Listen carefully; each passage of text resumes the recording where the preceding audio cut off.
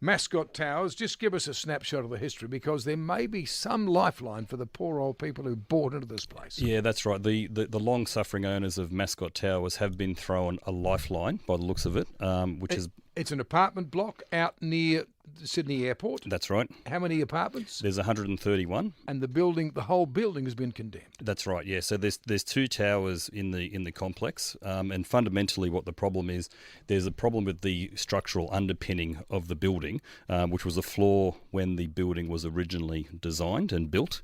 And then regrettably, when a neighbouring property was developed, it exacerbated that problem and made the property virtually uninhabitable. Yep. This is Mascot Towers. That's right. You safely, the safety requirements meant that the owners, who'd paid good money, I mean, over $1 million, I think, was the entry price. Yeah, that's right. Yeah, it was a Imagine typical. spending that. Yeah, it was a typical modern building, in urban Sydney, that was developed, and regrettably, just a series of really unfortunate events have put these poor owners into a terrible predicament. What have we learnt from Mascot Towers? What rules and regulations have changed? Yeah, a lot has changed since Mascot Towers. So the real, and you may recall, Opal Towers also was evacuated around the same time. At Sydney Olympic Park. Yeah, that's right. And following on from that, the New South Wales government, which is Gladys Berejiklian, put into place the New South Wales Building Commission. Yep. And David Chandler was appointed as the original first building commissioner,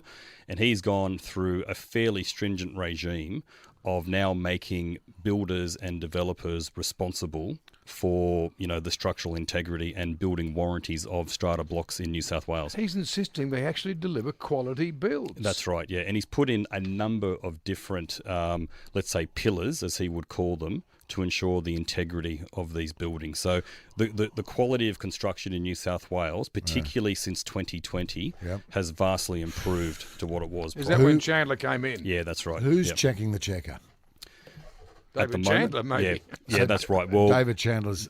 Yeah, that's right. Yeah. So, and what happened in December last year, which was a fairly significant move, was there were 400 inspectors moved from the Fair Trading Department. You mentioned this into the building commissioner's purview. So his powers have really been ramped up in the last few months. Yes. He's also passed a series of legislation, one which we've mentioned on the show before, which is the Design Building Practitioners Act, which now holds everyone in the supply chain responsible for the quality of construction. Okay. And there's another legislation that he's passed, which is called the Residential Apartment Building Act, which allows him powers to enter into any apartment building and inspect it. So these changes in regards to building and construction, and the fact that we've got checkers looking after the checkers and all that, since what's happened with Mascot, what's going to be the knock-on effect for people that are actually buying units now? Are they going to be more expensive? Is there more red tape? Is there more time taken to construct? No, not at all. So part of what the government is putting in is that they are trying to put in planning laws to make sure that apartment blocks are expedited. So again, and there's a little bit of friction at the moment between the local government and the state government on these planning laws, because they are a little bit in conflict. However, what David has done, he's put in, again, certain pillars. So one of them is a rating system for builders and developers, and consumers can go online and look at the rating of a developer and a builder to make sure that they are rated properly. There are all sorts of other things that he's put in place as well to ensure the quality of construction. So, two things occur to me. For the poor buggers who bought into Mascot Towers, they've done their dough. Is that right? Or is there some money that they will get back? They won't get it all back, will they? No, they won't. So it's actually it's a fairly complicated offer that's been put forward to the owners, and you got to bear in mind they've been going through this for 5 years. I know. Yeah, and they've had a number of offers, a number of legal cases. Their most recent one was they went to the Supreme Court in November last year, where they tried to have the scheme wound up, and the Supreme Court voted against them for that. They wouldn't allow them to do that.